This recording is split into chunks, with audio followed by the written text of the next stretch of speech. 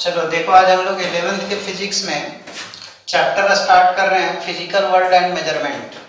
पहला चैप्टर जो है वो इंट्रोडक्शन का है, व्हाट इज फिजिक्स, ये सब। उसमें एक टॉपिक जो इम्पोर्टेंट है वो है फंडामेंटल फोर्सेस इन नेचर।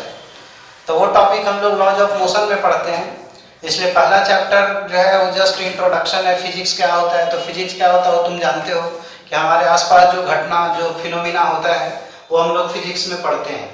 जैसे थंडर स्टोन हो रहा है तो क्यों हो रहा है, किसी को थंडर स्टोन में डेथ होता है तो कैसे होता है, तो ये सब टर्म हम लोग फिजिक्स में पढ़ेंगे। आसपास जो भी घटना तुम देख रहे हो, ठीक है, गाड़ी चल रहा है, कैसे चल रहा है, क्या उसका मैकेनिज्म है, कैसे उसके अंदर गैसोलीन जलता है, फिर वो किस तरीके से वर्क करता है, तो ये सब जो हम लोग के आसपास हो रहा है इसको हम लोग फिजिक्स का घटना बोलते हैं। तो ये पहला चैप्टर में दिया हुआ है, इसमें बहुत कुछ पढ़ने के लिए नहीं है, जस्ट समझने के लिए।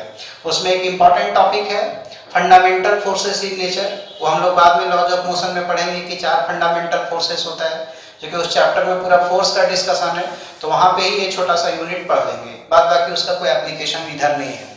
तो जो बेसिकली हम लोग का चैप्टर स्टार्ट होता है वो यहाँ से स्टार्ट होता है, फिजिकल वर्ल्ड एंड मेजरमेंट से। फिजिकल वर्ल्ड एंड मेजरमेंट में जो टॉपिक हम लोग को पढ़ना होता है वो यूनिट पढ़ना होता है।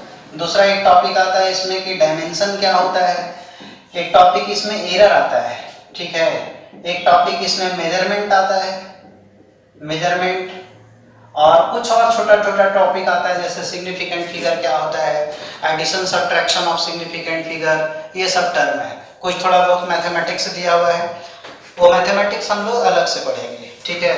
हम लोग चैप्टर थोड़ा अलग तरीके से डिवाइड करेंगे, अकॉर्डिंग टू एनसीईआरटी डिवाइड नहीं करेंगे। तो आज जो हम स्टार्ट कर रहे हैं वो चैप्टर है फिजिकल वर्ल्ड एंड मेजरमेंट। इसमें जो सबसे पहला टॉपिक स्टार्ट कर रहे हैं, आई तो लोग को एक नोट्स भेजे थे, वो टॉपिक है डायमेंशन नाम का, ठीक है, कि डायमेंशन क्या होता है। डायमेंशन का वैसे डेफिनेशन तुम्हारा नोट्स में लिखा हुआ है कि power of fundamental physical quantity rate in an equation is called its dimension. अभी डेफिनेशन समझ में नहीं आएगा, क्या होता है वो बाद में देखेंगे। कुछ टर्म तुमको याद रखना है कि मास का डायमेंशनल फार्मूला क्या होता है, सारा टर्म एक एक करके एक्सप्लेन करेंगे, ठीक है, क्या होता है ये। तो मास का जो डायमेंशनल फार्मूला होता है उसको कैपिटल एम से डिनोट करते हैं। अब मास मतलब कि कोई भी ऑब्जेक्ट का मास हो सकता है, एक इलेक्ट्रॉन का मास हो सकता है जो बहुत कम होता है, या कोई एक बहुत हेवी ऑब्जेक्ट का मास हो सकता है, सन का मास हो सकता है, सबका डायमेंशनल फार्मूला कैपिटल एम से डिनोट करते हैं, ठीक है। वैसे ही दूसरा टर्म है length, all type of length का dimensional formula capital M. Length में क्या क्या आता है, जैसे लेंथ आता है, विड्थ आता है, थिकनेस आता है, रेडियस आता है, पेरीमीटर आता है, सर्कमफेरेंस आता है, डेप्थ आता है, ये जितना टाइप का लेंथ होगा सबका डायमेंशनल फार्मूला हम लोग कैपिटल एल से डिनोट करते हैं। टाइम, हर तरह के टाइम का डायमेंशनल फार्मूला हम लोग कैपिटल टी से डिनोट करते हैं। टेम्परेचर, टेम्परेचर को केल्विन बोलते हैं, जानते हैं आप लोग, के से डिनोट करते हैं, ठीक है। अमाउंट ऑफ सबस्टेंस एक नया टर्म है 10th क्लास से, अमाउंट ऑफ सबस्टेंस, इसको हम लोग मोल से डिनोट करते हैं। और एक टर्म है लुमिनियस इंटेंसिटी, लुमिनियस इंटेंसिटी, इसको हम लोग सीडी कैंडेला, ऐसा। बेसिकली हम लोग का ऊपर 6 आएगा 11th 12th के फिजिक्स में, लुमिनियस इंटेंसिटी 12th तक के सिलेबस में शामिल नहीं किया गया है, और 12th के बाद ग्रेजुएशन वगैरह में पढ़ना होता है। तो हम लोग इस 6 फिजिकल क्वांटिटी का इस्तेमाल करेंगे, इसको याद रखना होगा। जैसे तुम याद रखो कि भारत की राजधानी दिल्ली है, तो वैसे इसको याद रखो कि मास का डायमेंशनल फार्मूला कैपिटल एम है, लेंथ का कैपिटल एल है, टाइम का कैपिटल टी, टेम्परेचर का के, अमाउंट ऑफ सबस्टेंस का मोल। ये याद रहेगा तो तुम किसी का भी डायमेंशनल फार्मूला डिराइव कर सकते हो, ठीक है। जैसे सपोज करो हम लोग को स्पीड का निकालना है, तो जिसका भी निकालना है तुमको उसका फार्मूला मालूम होना चाहिए। तो स्पीड या वेलोसिटी तुम सुने हो कि इसका फार्मूला होता है distance divided by time, speed को v से डिनोट करते हैं। एनी टाइप ऑफ डिस्टेंस का डायमेंशनल फार्मूला कैपिटल एल होता है, तो l by t। Dimensional formula लिखने का रूल है कि सबको न्यूमरेटर में लिखना है, तो मैथमेटिक्स का जो एक्सपोनेंट का रूल है उसके अकॉर्डिंग ये डिनोमिनेटर में है, न्यूमरेटर में ले जाओगे तो ये lt-1 आएगा। हम लोग इसको ऐसे भी लिखते हैं, यदि दोनों साइड स्क्वायर ब्रैकेट लगा देंगे तो इसको हम लोग डायमेंशनल इक्वेशन बोलते हैं। तो जनरली इसमें स्क्वायर ब्रैकेट लगा के लिखा जाता है, नहीं भी लगाओगे तो चलेगा, बट किताब में सब जगह स्क्वायर ब्रैकेट लगा होता है। तो वेलोसिटी का डायमेंशनल फार्मूला आ गया LT-1। सिमिलरली हम लोग एक्सेलरेशन का कैलकुलेट कर सकते हैं। एक्सेलरेशन रफली वेलोसिटी बाय टाइम होता है, थोड़ा और भी टर्म होता है बट डायमेंशन में ये चलेगा। एग्जैक्ट क्या होता है वो काइनेमेटिक्स में पढ़ेंगे।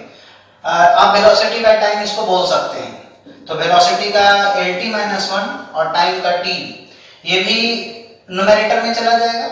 तो ये LT-1 t-1 दोनों का बेस सेम है तो पावर ऐड हो जाएगा, तो LT-2। तो एक्सेलरेशन का जो डायमेंशनल फार्मूला होगा वो LT-2 होगा। सिमिलरली तुम फोर्स का निकाल सकते हो। फोर्स का पढ़े हो न्यूटन्स लॉ में कि ये m × a होता है फार्मूला। मास का कैपिटल M और एक्सेलरेशन का LT-2, तो ये हो गया mLT-2, ऐसा इस तरीके से। अब देखो जो डेफिनेशन था डायमेंशन का कि डायमेंशन क्या होता है, अब हम लोग थोड़ा सा इसको समझ सकते हैं डेफिनेशन ऑफ डायमेंशन। जैसे तुम लोग 10th क्लास में भी थोड़ा बहुत यूनिट पढ़ा होगा कि कुछ फंडामेंटल क्वांटिटी होता है, कुछ डिराइव्ड होता है, जिसका डिटेल हम चर्चा बाद में थोड़ा करेंगे नेक्स्ट क्लास में। तो fundamental physical quantity SI unit में 7 फंडामेंटल क्वांटिटी है जो यहाँ पे लिखा गया है। ये सातों का सातों, ये 7 फिजिकल क्वांटिटी जो है इनको फंडामेंटल फिजिकल क्वांटिटी कहा जाता है। तो डेफिनेशन क्या लिखा है डायमेंशन का कि power of fundamental physical quantity rate in an equation is called its dimension. जैसे एक एग्जांपल समझो कि फोर्स में ऐसा लिखे हैं, तो mLT क्या है, m मास है, l लेंथ है और t टाइम है। मास, लेंथ और टाइम जो है वो फंडामेंटल फिजिकल क्वांटिटी है। तो मास का पावर 1 है, l का पावर 1 है और t का पावर -2 है। तो जो पावर होता है सिर्फ उस पावर को हम लोग डायमेंशन बोलते हैं। तो यदि हमसे ये पूछा जाए कि what is the dimension of force, तो आंसर ऐसे दिया जाएगा 1 इन मास, 1 in length and -2 in time. mLT के पावर्स को सिर्फ डायमेंशन बोलते हैं। तो फोर्स का डायमेंशन होगा 1 इन मास, 1 in length and -2 in time. तो फिर कोई पूछेगा कि mLT-2 क्या है? mLT-2 को हम लोग डायमेंशनल फार्मूला बोलते हैं। mLT-2 को डायमेंशनल फार्मूला बोलेंगे, mLT के पावर को डायमेंशन बोलेंगे, और यदि दोनों साइड स्क्वायर ब्रैकेट अटैच कर देंगे तब इसको डायमेंशनल इक्वेशन बोलेंगे। तो यदि आपसे पूछा जाए कि आप बताइए फोर्स का डायमेंशनल फार्मूला बताइए, तो आप आंसर लिखिएगा mLT-2।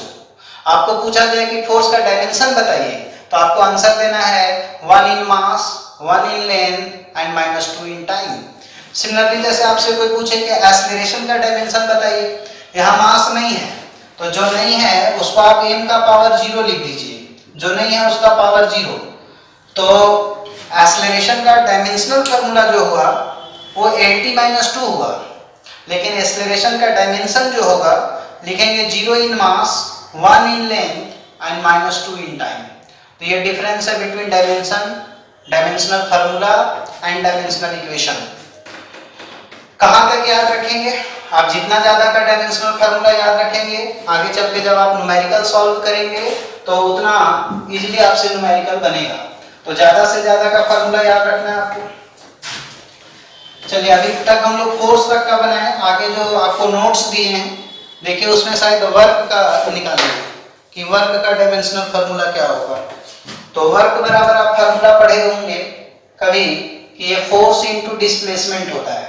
फोर्स का अभी लिखे थे mLT-2, d डिस्टेंस है, किसी भी टाइप का डिस्टेंस का सेम होता है तो m, यहाँ पावर 1 यहाँ भी पावर 1, तो ये mL2t-2। तो वर्क का जो डायमेंशनल फार्मूला होगा वो होगा आपका mL2t-2।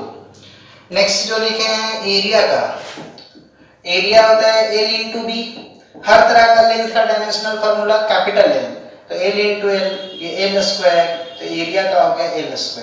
ऐसे ही लिखिए या m0 L² t0, ऐसा भी आप लिख सकते हैं।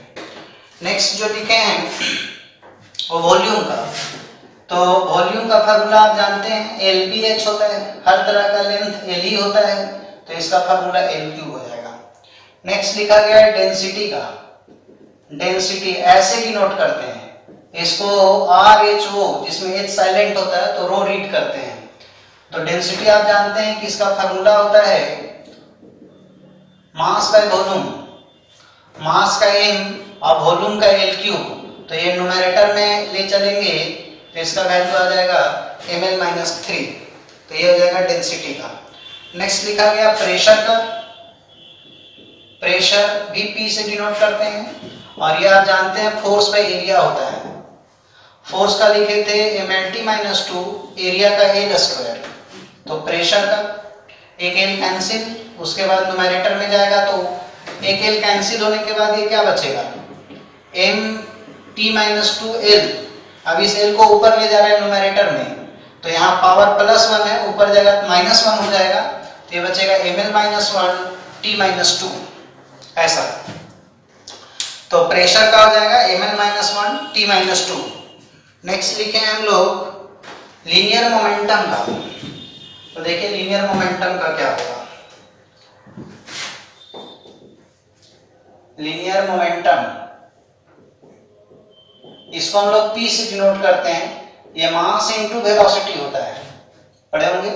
मास का m, वेलोसिटी का LT-1, तो यही आंसर हो जाएगा इसका mlt-1। तो लीनियर मोमेंटम क्या होगा, mlt-1। नीचे में एक नोट लिखा गया है, नोट में कुछ टर्म लिखा गया है जिसको आपको याद करना है।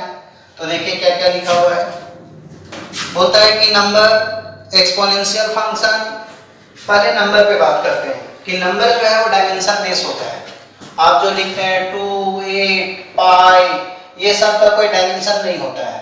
पाई क्यूब, ये सब डायमेंशन लेस होता है। डायमेंशन लेस किसी को बोले मतलब n0, l0, t0, इसको बोलते हैं डायमेंशन लेस। कहीं फाइनल आंसर लिखना और वो डायमेंशन लेस है तो आंसर ऐसे लिखेंगे, और कहीं न्यूमेरिकल बना रहे हैं, बीच के कोई प्रोसेस में कोई टर्म आ गया कि ये डायमेंशन लेस है, तो हम लोग इसका वैल्यू 1 लिखेंगे। आप जानते हैं एनीथिंग टू द पावर 0 1 होता है। फाइनल रिजल्ट के टाइम केवल ऐसा लिखेंगे, और कहीं भी मैथमेटिकल कैलकुलेशन के दौरान हम लोग इसका वैल्यू 1 लिखेंगे। तो नंबर का कोई डायमेंशन नहीं होता है, वो डायमेंशन लेस होता है। जैसे हम लोग काइनेटिक एनर्जी लिखते हैं, काइनेटिक एनर्जी का एक फार्मूला होता है, और ये फार्मूला होता है आपको 12mv²। तो हाफ नंबर है, इसका कोई डायमेंशन नहीं होता, इसको हटा दिया जाएगा, तो ये बचेगा mv²। m मास है, v वेलोसिटी है, तो इसका ऐसा लिखेंगे। अब इसमें एक्सपोनेंट का रूल लगाइए कि a b का पावर n है, तो ये a का पावर n और b का पावर n होता है। मीन्स कि l का पावर 2 और t-1 का पावर 2। नेक्स्ट एक्सपोनेंट का रूल लगाइए कि a का पावर n का पावर n हो, पावर का पावर मल्टीप्लाई होता है, तो ये n इंटू m होता है। तो ये हो जाएगा तुम्हारा ml² t-1 इंटू 2, पावर का पावर मल्टीप्लाई, तो ये आएगा ml² t-2। तो काइनेटिक एनर्जी का जो डायमेंशनल फार्मूला होगा वो हो जाएगा ml² t-2। सपोज करो हम लोग पोटेंशियल एनर्जी का निकालना चाहते हैं कि पोटेंशियल एनर्जी का क्या होगा। शायद सुना होगा तुम लोग फार्मूला, ये mgh इसका एक फार्मूला होता है, जिसमें m मास होता है, g को बोलते हैं एक्सेलरेशन ड्यू टू ग्रेविटी। देखो इसमें वर्ड एक्सेलरेशन है, कोई भी एक्सेलरेशन का डायमेंशनल फार्मूला सेम होता है। कुछ देर पहले एक्सेलरेशन का हम लिखाए थे, तो जो एक्सेलरेशन का वहां लिखाए थे सेम यहाँ एक्सेलरेशन ड्यू टू ग्रेविटी का होगा। तो ये हो जाएगा तुम्हारा LT-2, और h यहाँ हाइट है या डिस्टेंस है तो उसका l, पावर 1 और पावर 1 बेस सेम है तो ऐड हो जाएगा, तो ये ml² t-2 होगा। अब आप मिलाइए, काइनेटिक एनर्जी का डायमेंशनल फार्मूला ml² t-2 है, पोटेंशियल एनर्जी का ml² t-2 है। एनी टाइप ऑफ एनर्जी उसका डायमेंशनल फार्मूला सेम होता है। ये हर फिजिकल क्वांटिटी में वैलिड है, चाहे आप वॉल्यूम ऑफ सिलेंडर निकालिए, चाहे वॉल्यूम ऑफ स्फीयर निकालिए या क्यूबाइड निकालिए। जैसे हम लोग स्फीयर का वॉल्यूम निकालते हैं तो ये 4/3 πr³ होता है, इसका कुछ नहीं होगा, ये सब नंबर है। तो ये बच गया आर क्यूब। स्फीयर में आर क्या है? रेडियस है। रेडियस एक डिस्टेंस है और डिस्टेंस का एल होता है पावर 3 है, तो ये एल क्यूब होगा। कुछ देर पहले क्यूबाइड का निकाले थे वॉल्यूम, आप देखे होंगे उसका भी एल क्यूब आया था। तो किसी भी टाइप का वॉल्यूम हो, सबका डायमेंशनल फार्मूला सेम होगा। कोई भी टाइप ऑफ एनर्जी हो, बहुत टाइप का एनर्जी हम लोग नाम लेते हैं, electric potential energy, spring potential energy, kinetic energy, potential energy, तो तरह तरह का एनर्जी होता है। जितना भी टाइप का एनर्जी होगा, जनरल में एनर्जी का डायमेंशनल फार्मूला जो है वो होता है आपका ml² T-2। तो आपको याद रखना है कि कोई भी एनर्जी का डायमेंशनल फार्मूला ml² T-2। वैसे ही वेलोसिटी में बहुत तरह का वेलोसिटी आता है, जैसे एवरेज वेलोसिटी आता है, इंस्टेंटेनियस वेलोसिटी आता है, स्केल वेलोसिटी आता है, रिलेटिव वेलोसिटी आता है, रूट मीन स्क्वायर वेलोसिटी आता है, मोस्ट प्रोबेबल वेलोसिटी आता है। तो ये जितना भी टाइप का वेलोसिटी है, जो कोई देर पहले निकाले थे, स्पीड ऑफ लाइट आता है, रिलेटिविस्टिक स्पीड आता है, स्पीड का बहुत सारा नाम हो सकता है। तो सबका डायमेंशनल फार्मूला सेम होता है और ये हम बताए थे कि स्पीड का LT-1 होता है। तो यहाँ पे ये टर्म दिया हुआ है आपको। अगला है कि ये तो आप समझ गए कि नंबर का कोई डायमेंशन नहीं होता है, एनर्जी का निकाल दिए। अब आगे वहां पे नोट्स में पावर का डायमेंशन निकाला गया है, तो देखिए पावर का कैसे निकालेंगे। 10th क्लास में आप पढ़े होंगे पावर बराबर फार्मूला होता है energy divided by time. T energy का बताया अभी ml² T-2 और T का टाइम, ये डिनोमिनेटर में है, इसको न्यूमरेटर में ले चलिए तो ऐसा होगा, तो ये आएगा ml² T-3। तो ये पावर का डायमेंशनल फार्मूला हो जाएगा ml² T-3। नेक्स्ट दिया हुआ है वो तो बता दिया आपको। अब आइए एक्सपोनेंशियल के बारे में दिया हुआ है। एक टर्म है एक्सपोनेंशियल मैथमेटिक्स में। जब आप किसी टर्म को पावर के फॉर्म में लिखते हैं तो इसको हम लोग एक्सपोनेंशियल बोलते हैं। जैसे कोई लिखता है y बराबर 5⁵x, तो हम लोग बोलेंगे इसको कि ये एक्सपोनेंशियल फंक्शन है, इसको बोला जाएगा कि ये एक्सपोनेंशियल फंक्शन है, ऐसा इसको नाम दिया जाता है। हम लोग जो पढ़ेंगे एक्सपोनेंशियल वो हर किसी में e का पावर में पढ़ेंगे, जैसे e का पावर x पढ़ेंगे। अब ये e ABCD वाला e है, लेकिन मैथमेटिक्स में इस e का एक खास मतलब होता है। इस e का मतलब होता है, इसका वैल्यू होता है 2.718। ये सिर्फ ABCD वाला e नहीं है, फिजिक्स में जो e इस्तेमाल होता है उसको हम लोग वैल्यू लिखते हैं 2.718, ये एक सिंबल है। तो कहता है रूल कि एक्सपोनेंशियल जो है, जैसे आप कुछ भी लिख देते हैं e बराबर समथिंग यहाँ फंक्शन, तो ये टर्म डायमेंशन लेस होता है, इसका कोई डायमेंशन नहीं होता है क्योंकि ये नंबर होता है, और ये पूरा टर्म भी डायमेंशन लेस होता है। ये होल टर्म भी जो है वो डायमेंशन लेस होता है। e का पावर डायमेंशन लेस होगा और ये होल एक्सप्रेशन भी जो है वो डायमेंशन लेस होता है। ये पूरा टर्म का भी कोई डायमेंशन नहीं होता है। इसको यूज करके हम लोग न्यूमेरिकल कैसे बनाएंगे, तो देखिए वहां पे क्वेश्चन दिया गया है, कहीं इक्वेशन लिखा हुआ है a = c e⁻⁻kr/r², जिसमें लिखा है कि r जो है वो डिस्टेंस है, f जो है वो फोर्स है और c के का डायमेंशनल फार्मूला हम लोग को कैलकुलेट करना है कि c और k का डायमेंशनल फार्मूला क्या होगा। तो सबसे पहले स्टार्ट कीजिए कि e का पावर में क्या है, तो e का पावर में जो है वो -kr है। डायमेंशन में नंबर का कोई मतलब नहीं है, आप इसको -1 × kr बोल सकते हैं, तो नंबर का कोई इंपॉर्टेंस नहीं है, तो इसको आप हटा दीजिए। तो e का पावर में लिखा रहेगा तो आप माइनस हटा करके हमेशा बात कीजिए। तो माइनस हटाने के बाद बचा क्या, नियम कहता है कि इसका कोई डायमेंशन नहीं होता है। इसका ये मतलब हुआ कि इसको हम लोग कैलकुलेशन के टाइम में 1 लिखेंगे, अदरवाइज इसको हम लोग m0 l0 t0 लिखेंगे, बट कैलकुलेशन के टाइम इसको 1 लिखेंगे। तो यहाँ से k का वैल्यू 1/r आ जाएगा, r डिस्टेंस है तो ये l हो जाएगा, तो इसका वैल्यू l⁻⁻1 हो जाएगा। तो k का डायमेंशनल फार्मूला a माइनस 1 हो गया। अब आइए a is equal to c e to the power minus kr by r square, ये पूरा टर्म का भी कोई डायमेंशन नहीं होता है, e का पूरा फंक्शन का भी कुछ नहीं होता है, तो पूरा टर्म हटा दीजिए तो ये बचेगा c by r square, तो a is equal to c by r square, यहाँ से क्रॉस मल्टीप्लाई कीजिए तो c is equal to f r square। Force का बताए थे पीछे कि ये mlt minus 2 होता है, r डिस्टेंस है तो ये l स्क्वायर, तो यहाँ से c का वैल्यू आएगा, यहाँ पावर 1 है, यहाँ पावर 2 है, तो ये ml क्यूब हो जाएगा और ये t minus 2 होगा। एक बार इसको फिर हम समझा दे रहे हैं कि जहां भी e का फंक्शन होगा तो उसका कैसे निकालते हैं डायमेंशनल फार्मूला। e का जो पावर दिया रहेगा उसमें माइनस हटा करके सोचना है और वो जितना रहेगा उसको 1 लिख देना है, मतलब डायमेंशन लेस कर देना है। यहाँ से कैलकुलेशन करके जो अननोन रहेगा उसका डायमेंशनल फार्मूला निकाल देना है। नेक्स्ट में कि कोई और भी टर्म है तो e का पूरा टर्म ही हटा देंगे, जैसे e का पावर माइनस के आ है, न्यूमेरिकल के लिए न्यूमेरिकली नहीं हटा रहे हैं, कहीं न्यूमेरिकल डाटा नहीं हटा रहे, सिर्फ डायमेंशन के पॉइंट ऑफ व्यू से ऐसा कह रहे हैं, तो उसको हटाने के बाद जो बच गया, अब इसको क्रॉस किएंगे तो f into R square, f का फार्मूला बैठा दिए, r का बैठा दिए और सॉल्व किए। आप जानते हैं कि बेस सेम है तो पावर ऐड होता है, तो 2 और 1 3 हो जाएगा, तो ये ml क्यूब t माइनस 2 इसका डायमेंशनल फार्मूला हो जाएगा। तो यहाँ से हम लोग कैलकुलेट कर लिए c और k का। ऐसा एक और क्वेश्चन दिया हुआ है,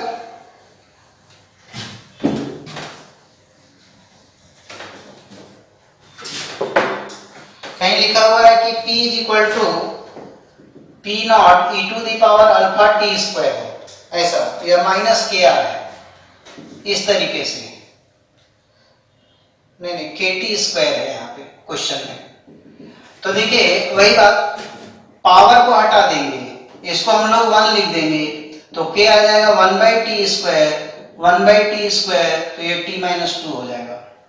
अब आइए p बराबर p not e to the power kt square, आप इसको यहाँ से हटा दीजिए, इसका कोई डायमेंशन नहीं होता है, तो p बराबर p नॉट, यहाँ से p नॉट p, क्वेश्चन में लिखा था कि p प्रेशर है, इसका मतलब कि p नॉट, कोई भी लेटर में ऐसे आप 0 लिखते हैं तो इसको नॉट रीड किया जाता है, या नहीं तो फिर 0 रीड किया जाता है, तो आप इसको p0 रीड कीजिए या p नॉट रीड कीजिए, तो p नॉट का p हो गया और p प्रेशर बोल रहा था, तो प्रेशर का हम पीछे लिखाए थे ml-1 t माइनस 2, तो p नॉट का आंसर यही हो जाएगा ml-1 t माइनस 2।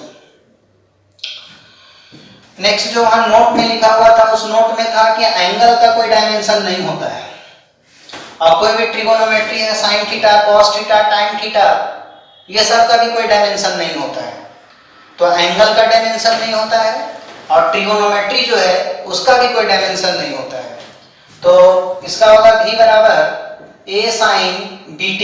ऐसा एक क्वेश्चन दिया हुआ है जिसमें कह रहा है कि v जो है वो वेलोसिटी को डिनोट कर रहा है, t जो है वो टाइम को डिनोट कर रहा है, तो क्वेश्चन है कि a और b का डायमेंशनल फार्मूला क्या होगा, ये क्वेश्चन पूछ रहा है।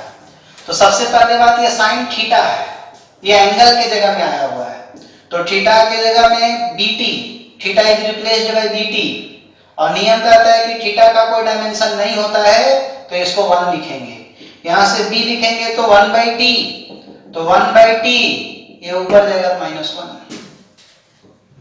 अब आइए v इक्वल टू है a साइन bt, इस पूरे का भी कुछ नहीं होता है, ट्रिगोनोमेट्री का नहीं होता कुछ, तो यहाँ से v बराबर a, इसको 1 लिख दिए, यहाँ से a is equal to v, और v बोले थे कि ये वेलोसिटी है, तो ये वेलोसिटी का आंसर lt माइनस 1, इसलिए a का भी आंसर lt माइनस 1, तो इसका आंसर हो गया lt माइनस 1।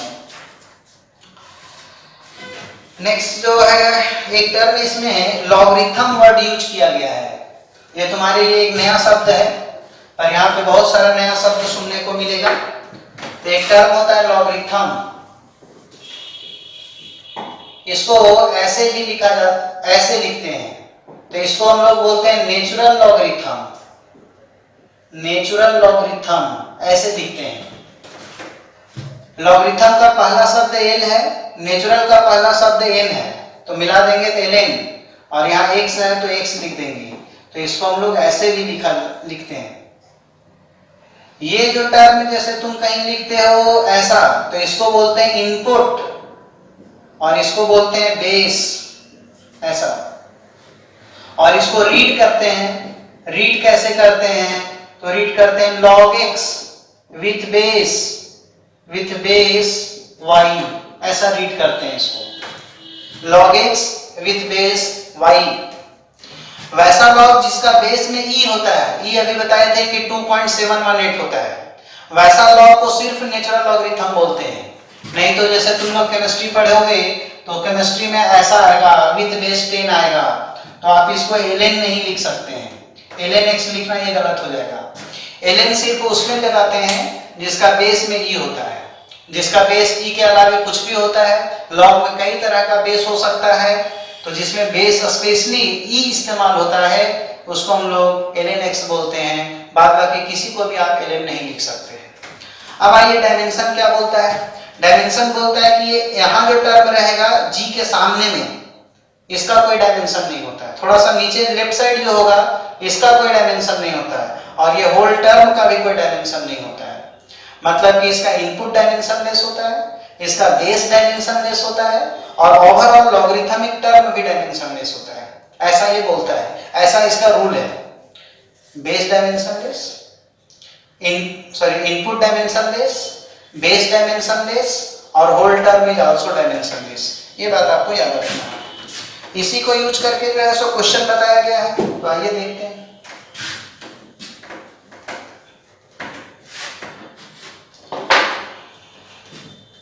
क्वेश्चन ऐसा दिया गया है कि एक इज इक्वल टू है v by C ln xb।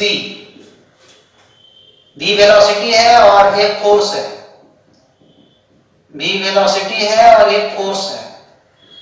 तो क्वेश्चन है कि x का, x तो यहाँ डिस्टेंस है, ऐसा है क्वेश्चन में दिया हुआ। तो क्वेश्चन है कि b और c का डायमेंशनल फार्मूला क्या होगा। तो देखिए यही इनपुट है, तो b इंटू एक्स का कुछ नहीं होगा तो 1 लिख देंगे। यहाँ से b is equal to 1 by X, 1 by L, तो ऊपर जाएगा ये l माइनस 1। नेक्स्ट में कि v f is equal to v by C ln xb है। इस पूरे का भी कोई डायमेंशन नहीं होगा, ये लॉग है और पूरे लॉग के टर्म का कोई डायमेंशन नहीं होता है। तो f is equal to v by c, इसको हटा दिए, c चाहिए v बाई f। v का बताए थे lt माइनस 1, फोर्स का mlt माइनस 2, l से l कट जाएगा तो m माइनस 1, ये होगा 2 माइनस 1, तो ये आएगा m माइनस 1 t, ये आ जाएगा c का वैल्यू। तो इससे निकल गया हम लोग का c का। एक ऐसा ही क्वेश्चन और दिया हुआ है, लिखा हुआ phi is equal to ma by alpha ln alpha l by ma। Phi कोई अननोन टर्म है, नहीं बताया है फाई क्या है। तो बता l लेंथ है, यहाँ पे m मास है, a एक्सेलरेशन है, फाई का डायमेंशन निकालना है। तो अभी हम बताए कि इसका कोई डायमेंशन नहीं होता है, तो अल्फा l बाई ma 1 हो जाएगा। अब आइए फाई का, ma बाई अल्फा, हम बोले कि इस पूरे का भी नहीं होता है, इस पूरे का भी डायमेंशन नहीं होता है, तो इसको 1 बैठा देंगे, तो यहाँ से आ जाएगा ma बाई अल्फा। हमको ma बाई अल्फा चाहिए, तो देखिए यहाँ से ma बाई अल्फा निकाल लेते हैं। ma is equal to alpha l, तो यहाँ से ma by alpha is equal to l हो जाएगा। यहाँ l बैठा दीजिए, l मतलब लेंथ है, तो फाई का डायमेंशनल फार्मूला लेंथ के बराबर आएगा। एक टर्म है कि ratio of same physical quantity dimension less होता है। इसका क्या मतलब है? Ratio of same physical quantity, ratio of same physical quantity, ये डायमेंशन लेस होता है, m0 l0 t0। जैसे आप लिखते हैं mgh by half mv square, तो ये भी एनर्जी है, ये भी एनर्जी है, इसको बोलते हैं ratio of same physical quantity. तो mgh का ml स्क्वायर t माइनस 2, इसका भी ml स्क्वायर t माइनस 2, सब तो कट जाएगा, तो m0 l0 t0। जैसे I square R into T heat energy और कुछ भी हाफ एम वी स्क्वायर, तो ये भी दोनों एनर्जी बाय एनर्जी है, इसका कोई डायमेंशन नहीं होगा, M zero L zero T zero. तो इसको हम लोग बोलते हैं ratio of same physical quantity का कोई डायमेंशनल फार्मूला नहीं होगा। आगे चल के हम लोग को न्यूमेरिकल बनाना होगा, उसमें डायमेंशन में बहुत सारा टर्म है, तो हम लोग को कुछ फिजिकल क्वांटिटी का डायमेंशनल फार्मूला थोड़ा याद रखना पड़ेगा। जैसे आप सुने होंगे ग्रेविटेशनल कांस्टेंट जी, इसको हम लोग बोलते हैं universal gravitational constant, universal gravitational constant, इसका हम लोग को डायमेंशनल फार्मूला निकालना है। तो कहीं से भी एक ऐसा फार्मूला लिखना होगा जहां ये शामिल है। जैसे हम लोग जानते हैं कि F is equal to G m1 m2 by R square, ये तो यहां से g कैलकुलेट करेंगे, क्रॉस मल्टीप्लाई करो fr स्क्वायर डिवाइडेड बाय, चलो एक लाइन हम और लिख देते हैं, ये g m1 m2 बराबर fr स्क्वायर, यहां से कैपिटल G निकालोगे तो fr square divided bye m1 गुना m2, f का वैल्यू तुम जानते हो कि mlt माइनस 2, r डिस्टेंस है तो l स्क्वायर और मास है दोनों m इंटू m, ये कैंसिल, ये m ऊपर चला जाएगा, ये पावर यहाँ 2 और 1 है और ये t माइनस 2, तो ये g का वैल्यू हो जाएगा ऐसा। तो g का हम लोग ऐसे निकालते हैं। एक टर्म आता है प्लैंक्स कांस्टेंट, प्लैंक्स कांस्टेंट ये नया टर्म है, ये तुम नहीं सुने हो, हम बोले यहाँ पे बहुत सारा नया नया टर्म सुनेगा तुम। ऐसे लिखते हैं h न्यू, यही h प्लैंक्स कांस्टेंट है, ऐसा सिंबल को ए न्यू न्यू बोलते हैं। ये फ्रीक्वेंसी होता है, फ्रीक्वेंसी, फ्रीक्वेंसी को h से भी डिनोट किया जाता है, और फ्रीक्वेंसी का मतलब तुम लोग शायद कभी 10th 9th में सुना होगा 1 बाई टाइम होता है, तो टाइम ऊपर जाएगा तो -1। यहाँ पे E जो है वो एनर्जी है, तो देखिए h का वैल्यू कितना आ जाएगा, ये आ जाएगा E बाई न्यू, डिवाइड कर दिए इधर, E का वैल्यू एनर्जी का ml स्क्वायर t माइनस 2 और इसका t माइनस 1, तो यहाँ से h आएगा, ये ऊपर चला जाएगा तो ml स्क्वायर t माइनस 2 ऊपर जाके +1 हो जाएगा, -2 में से 1 घटा दो तो ml स्क्वायर t माइनस 1, ये हो जाएगा प्लैंक्स कांस्टेंट का डायमेंशनल फार्मूला। या इसको और भी तरीके से लिख सकते हो थोड़ा सा, तुम देखना कि आगे चल के हम लोग फिजिक्स केमिस्ट्री में ऐसा फार्मूला लिखेंगे c बाई लेमडा, लाइट को बोलते हैं स्पीड ऑफ लाइट, लेमडा को बोला जाता है वेवलेंथ, ऐसा वेवलेंथ क्या होता है इस तरीके से डिनोट करते हैं, तो ये दूरी जो है वो वेवलेंथ कहलाता है, तो ये डिस्टेंस है तो इसका डायमेंशनल फार्मूला l हो जाएगा। और c स्पीड ऑफ लाइट है, हम बताए थे कोई भी तरह का स्पीड हो तो उसका lt माइनस 1 होता है, तो एनर्जी का फार्मूला h न्यू और न्यू का वैल्यू बैठा देंगे तो hc बाई लेमडा, यहां से भी h निकाल सकते हैं e lambda by c, e का value ml square t minus 2, lambda का क्या बताए डिस्टेंस है तो l और c lt माइनस 1, सॉल्व करो सेम रिजल्ट आ जाएगा ml स्क्वायर t माइनस 1।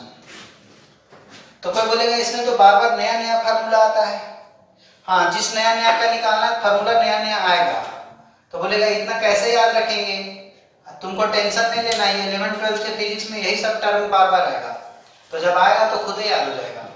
तो अभी कैसे निकालेंगे, अभी फार्मूला तुमको दिया रहेगा और उसमें एक एक टर्म बताया रहेगा कि कौन सा टर्म क्या है, तुमको इतना नहीं सोचना है कि ये कहाँ से आ रहा है कैसे आ रहा है, वो सब धीरे धीरे हम लोग 11th 12th के फिजिक्स में पढ़ेंगे, ये इस तरह से आएगा और इस तरह से फार्मूला निकालते चले जाएंगे, तो उसमें सारा टर्म तुमको अभी दिया रहेगा, इतना डरने की जरूरत नहीं है।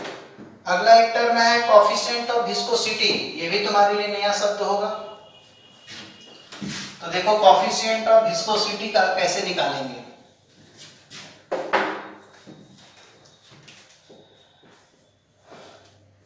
कोएफिशिएंट ऑफ विस्कोसिटी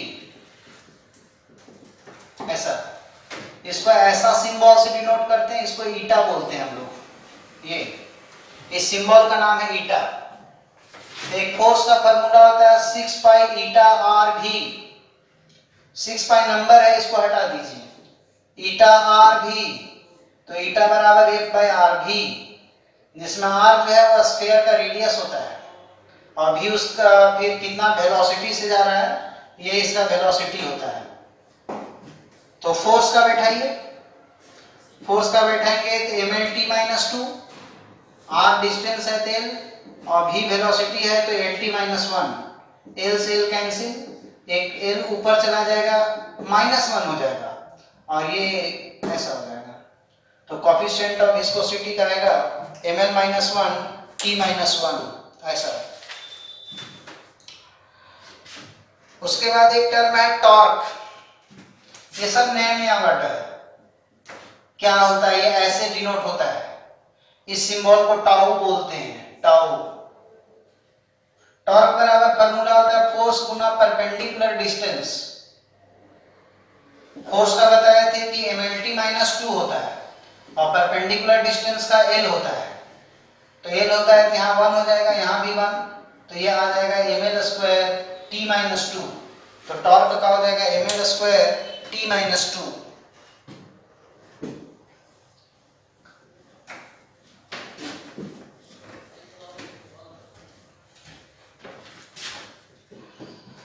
आगे है एंगुलर मोमेंटम।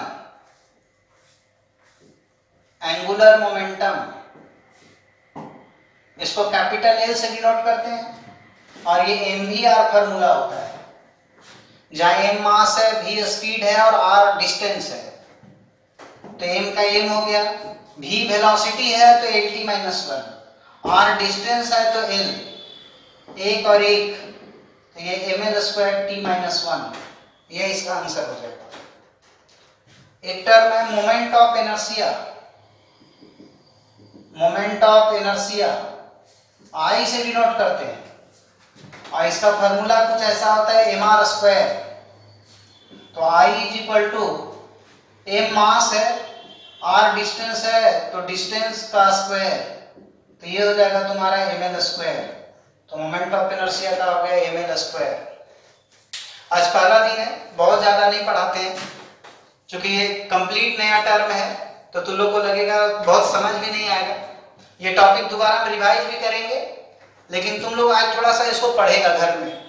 ये वीडियो थोड़ा एक बार दो बार देखना तुम लोग, और नोट्स में जो कॉपी किया है, यदि नहीं किया है तो आज कॉपी कर लेना और उसको नोट्स को एक दो बार पढ़ना।